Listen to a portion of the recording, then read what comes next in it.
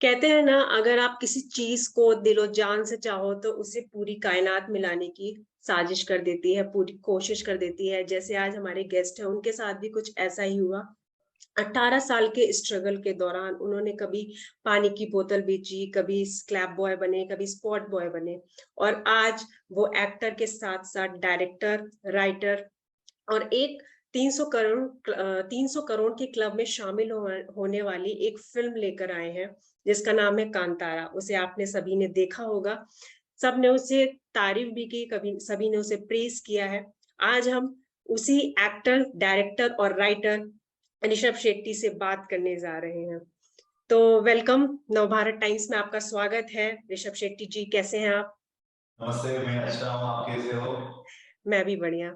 और आपको मतलब ये क्वेश्चन मतलब एक नॉर्मल ही होगा कि आपको कैसा लग रहा है कि आपकी फिल्म इतनी ज्यादा सुपर हिट हो गई है, चारों तरफ उसके वाहवाही हो रही, तारीफें बटोर रहे हैं, तो तब भी आप एक बार बता ही दीजिए कि आपको कैसा फील हो रहा है। नॉर्मल फील हो रहा है। सो दो चीजें, अच्छा। ज्यादा एक्सपेक्टेशन, ज्यादा एक्साइटमेंट नहीं रहता मुझे। हम्म। तो तो मतलब जब आपने इसको बनाने का मतलब थॉट प्रोसेस कहाँ से आया? क्योंकि आपने इतनी आपकी 18 साल की जो पूरी अभी तक जर्नी रही है, 2004 से हम राइट? या हाँ, 2004 से जो आपकी पूरी जर्नी रही है अभी तक में, तो आपने काफी कुछ ट्राई किया है, फिर असिस्टेंट डायरेक्टर, फिर डायरेक्टर और राइटर, सब मतलब आपने कांतारा में अपना पूरा 110% दिया भी है, वो दिखाई भी दे रहा है। तो ये इसको कांतारा को बनाने का थॉट प्रोसेस आपका कहाँ से आया कि इस पे चलो बनाते हैं?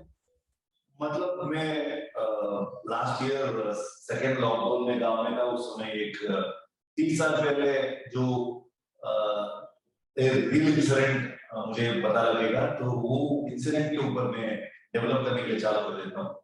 तो वो एक एग्रीकल्चरिस्ट और एक फॉरेस्ट डिपार्टमेंट का जो फॉरेस्ट था, उन दोनों के बीच में जो हुआ था, वो लेके मैंने कहानी लिखने के लिए चालू कर देता हूँ।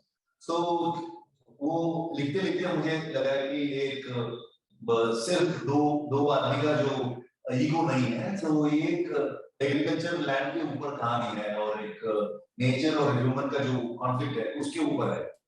सो एग्रीकल्चर लैंड हम लोग सोचते हैं कि it's our way of life. So ये पूरे इंडिया में ऐसा है कि भारत एक एग्रीकल्चर बेस्ड कंट्री मानता हूं मैं। ठीक है। सो उधर से हमारा जो वे ऑफ लाइफ, लाइफस्टाइल, हमारा कल्चर, रिचुअल, ट्रेडिशन, एवरीथिंग है। सो ये मैं एक्सप्लोर करने का ज्यादा थॉट आया।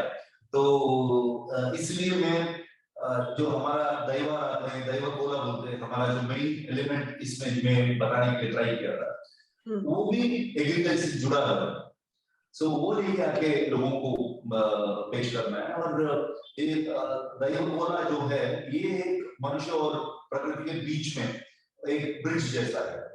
सो ये एक पॉजिटिव मैसेज देने में मुझे हेल्प हो जाएगा, ये थॉट था करने में।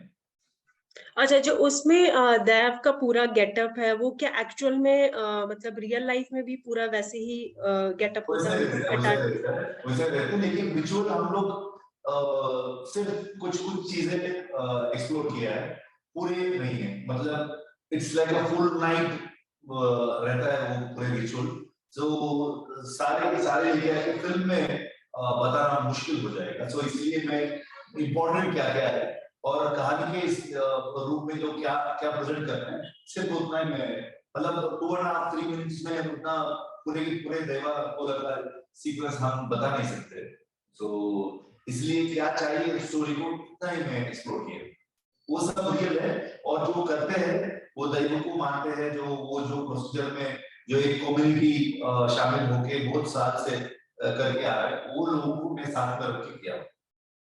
अच्छा, आप मतलब मैं इतनी देर से आपसे बात कर रही हूँ, मुझे स्टार्टिंग में ऐसा लगा था कि आपकी हिंदी से मतलब कुछ दिक्कतें होंगी, क्योंकि आप कन्नड़ के एक्टर, लेकिन आपकी हिंदी बहुत अच्छी है।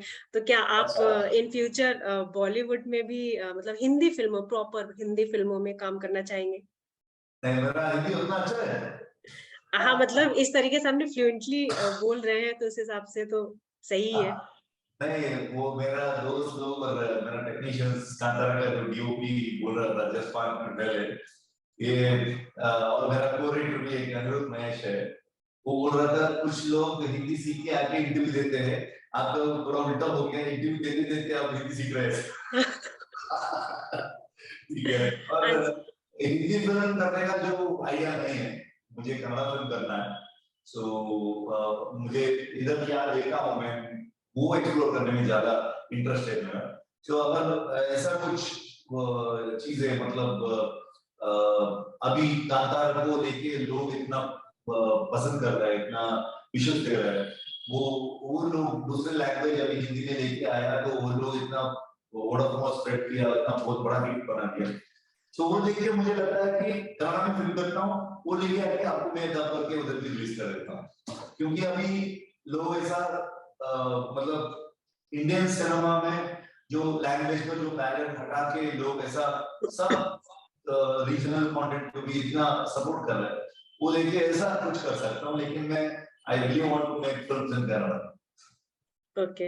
अच्छा सर, जैसे अभी कुछ दिन पहले आर माधवन की फिल्म आई थी रॉकेट नामी प्रोजेक्ट, तो उसमें भी उन्होंने पूरा एक्टिंग, डायरेक्टिंग और राइटिंग सब किया था उन्होंने।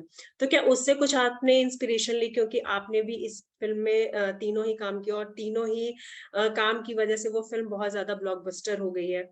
आपने इसमें दूसरे किसी को कास्ट? मुझे मतलब मैं 2004 फिल्म इंडस्ट्री एंटर हुआ था, उस समय मैं एक असिस्टेंट डायरेक्टर बन के एंटर किया था। उसके बाद उससे पहले मुझे एक्टर बनने के लिए मैं ट्राई कर रहा था।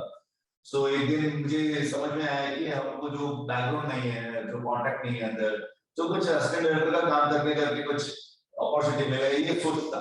ठीक है, ये सब पैरेलल हो गया था। मैं ठीक है एक्टिंग छोड़ देते हैं तो डायरेक्शन में फोकस कर देते हैं, इसलिए मैं डायरेक्टर बना था। ये मेरा 4th फिल्म है। ठीक है, पहला फिल्म मैं डायरेक्ट किया 2016 में रिलीज हुआ, 2014 में शूट किया था। ठीक है, सो पहली बार मैं एक्टिंग डायरेक्शन दोनों साथ में कर रहा था। तो एक कैरेक्टर में करना है सोच के मैं लिखा था, ये कुछ इंस्पिरेशन रखे नहीं। वो इंस्पिरेशन है तो कन्नड़ इंडस्ट्री में बहुत बड़े लेजेंड्स थे, उनका नाम है शंकर नाग जी, मैं बहुत बड़ा फैन हूँ। वो एक एक्टर, डायरेक्टर, राइटर भी थे। तो उसके बाद इस जनरेशन में और एक सुपरस्टार है इधर, उनका नाम है उपेंद्र जी। वो एक डायरेक्टर, राइटर और एक्टर भी है। सो और एक बहुत बड़ा सुपरस्टार थे, अभी भी है, रविचंद्रन जी। वो 70s 80s से बहुत अच्छे अच्छे फिल्म एक्टिंग, डायरेक्शन, राइटिंग करते थे। उन लोगों का जो इंस्पिरेशन है, सो उन लोगों को देख के मैं इंडस्ट्री आया था। ओके, तो मतलब ये जैसे आपने एक्टिंग, डायरेक्टिंग और राइटिंग तीनों आपने इस फिल्म में आजमाया है। तो आप इसमें सुनने में आया था कि पुनीत राजकुमार को आपने इसके कास्ट करने का ऑफर दिया था पहला, लेकिन उनके पास शायद टाइम वगैरह नहीं था, तो आपने फिर खुद ही इसमें कास्ट करने, किसी और को नहीं सोचा? किसी और को, किसी और पुनीत राजकुमार जी है, वो उनको ऑफर देने का जो उतना बड़ा आदमी नहीं, मैं नहीं। ठीक है, और मतलब मीडिया में ऐसी खबरें आ रही थी कि उन्होंने आपने ऑफर दिया। ये बात है कि ये फिल्म मैं शिवा का कैरेक्टर मैं करता हूँ करके मैं सोच के लिखा था। उसके बाद प्रोडक्शन से बात करने समय में हम लोग ऐसा फ्रेंडली बात करने समय में एक सोच आया कि मेरे अलावा किसको कास्ट कर सकते हैं। एक बड़ा मतलब कन्नड़ा में करने समय में एक बहुत बड़ा स्केल है। अभी पैन इंडिया बन के उतना स्केल का मतलब बजट, लो बजट में किया है और इतना करोड़ में किया है, ये सब बोल रहे लोग। कन्नड़ा में करने समय में एक बहुत बड़ा स्केल के फिल्म था। उस समय हम लोग सोचा कि दूसरे सुपरस्टार को लेके आए तो कैसा रहता है। तो उस समय हमारे मन में अप्पू सर और पुनीत राजकुमार जी आए, वो भी एक टीम में हुआ था, मतलब वो नजदीक में थे, मैं उनको मिला और कहानी बताया, वो ऐसे तो करते करते सोच आया। लेकिन साथ ही साथ प्रोडक्शन हाउस से, होमवाड़े फिल्म से और एक फिल्म कमिट किए थे, वो भी सेम टाइम प्रोडक्शन का प्लान था। वो डेट का जो थोड़ा इश्यू था, इसलिए हम पुनीत राजकुमार सर ने कहा है कि ये तेरे दूर करने के लिए ये लिखा है तो करो, ये मेरा एक डेट इश्यू हो रहा है। और दूसरा दो सब्जेक्ट में अप्पू सर को लिखा था, वो हम दोनों काम करने का प्लान था पहले, सो इसलिए हम वो उधर से स्टिक होता है, मतलब वो कर देते, ये तुम करो, वैसा बात होता। अच्छा, कांतारा को बनाने में आपको कभी कोई ऐसा कोई डिफिकल्ट फेज रहा हो कि यार ये अभी मतलब हो नहीं रहा, या फिर कुछ किसी इक्विपमेंट, या मतलब उसके जो आपके जो इतने भी फ्रेंड्स जो पर्दे पे फ्रेंड्स दिखाए गए, उन सब की कास्टिंग कैसे की आपने? उसमें कोई डिफिकल्ट एक दिन का भी नहीं था शूटिंग करने समय में, एग्जीक्यूशन के समय में, लेकिन रिलीज होने के बाद लोग पूछने चालू किए, मतलब आप जैसे मीडिया लोग पूछने चालू किया, मैं सोचने लगा कि ठीक है किधर किधर मुश्किल था, तो आपका जो प्रश्न को मैं आंसर करना है, वो सोच में मैं सोच रहा था कि ठीक है, हाँ पूरे पूरे पिक्चर एक फिल्म में की जैसा हम लोग नहीं किए, एक वॉर जैसा किए, ठीक है, हर सीक्वेंस मुश्किल था।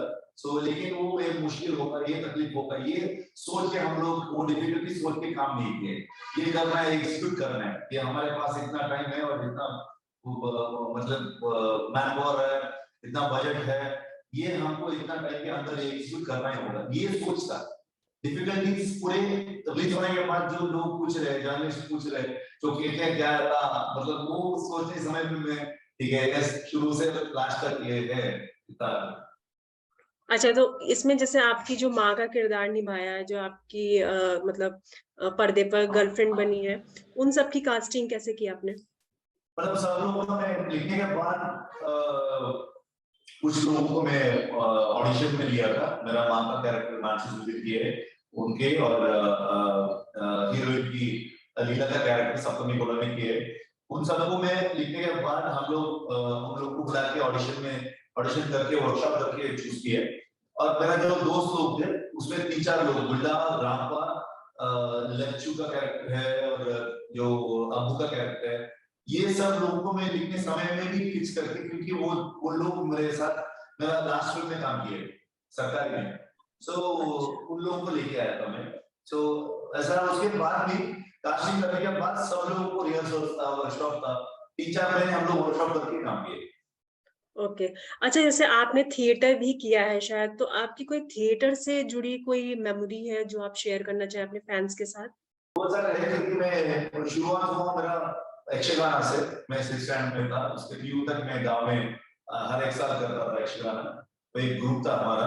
उसके बाद बैंगलोर आया, बैंगलोर आके मैं इधर कॉलेज में एक थिएटर था, सो उधर ज्वाइन हुआ, सो और एक आर्टिस्ट भी एक प्रमोद शेट्टी फिल्म में एक कैरेक्टर भी किया है, सो पहला फाइट एक्शन सीक्वेंस जो शुरू होता है उधर से, कमरा सीक्वेंस से, हम दोनों एक ही ट्रूप में थे, एक ही थिएटर ग्रुप में थे, सो उधर मैं दो साल काम किया, उधर एक दासराम कोतवाल बोल के एक मराठी ड्रामा था, वो विजय तेंदुलकर जी ने लिखे थे, वो कन्नड़ा ट्रांसलेट करके इधर प्रमोद शिगाव के एक डायरेक्टर ने डायरेक्ट किए थे, मैं सेकेंड ईयर डिग्री में था उधर प्री में, उस समय हम लोग इधर कॉलेज कॉम्पिटिशन में किए थे, उसमें मुझे बेस्ट एक्टर का अवार्ड भी मिला था, बहुत बड़ा एक एक्सपीरियंस था। लोगों बैंगलोर में जो एक्सपेरिमेंटल थिएटर में जो लोग हैं, वो लोग मैं पहली बार मुझे रिकॉग्नाइज किए थे उस ड्रामा में। ओके। अच्छा, इंटरव्यू खत्म करने से पहले बस एक लास्ट क्वेश्चन मैं पूछना चाहूंगी। सुना है कि आप अभी 2 और फिल्मों को डायरेक्ट कर रहे हैं, तो उनके बारे में कुछ बताना चाहेंगे आप? नहीं, मतलब अभी मैं कुछ सोचा नहीं हूँ, जो पिछले मेरा थॉट प्रोसेस जो था वो भी एक आइडिया रख के हम लोग ये करते सोचता, लेकिन अभी मुझे ये फिल्म के बाद थोड़ा ब्लैंक हो गया मैं ठीक है, सो और 2 महीने एक छोटा सा ब्रेक लेके उसके बाद सोचने का प्लान है। अच्छा, ठीक है। Thank you so much Rishab Shetty ji. I hope कि आपकी आने वाली फिल्म भी ऐसे ही ब्लॉकबस्टर रहे, हिट रहे, और कम समय में 300-400 करोड़ क्लब में शामिल हो। Thank you. नवभारत टाइम्स से जुड़ने के लिए शुक्रिया।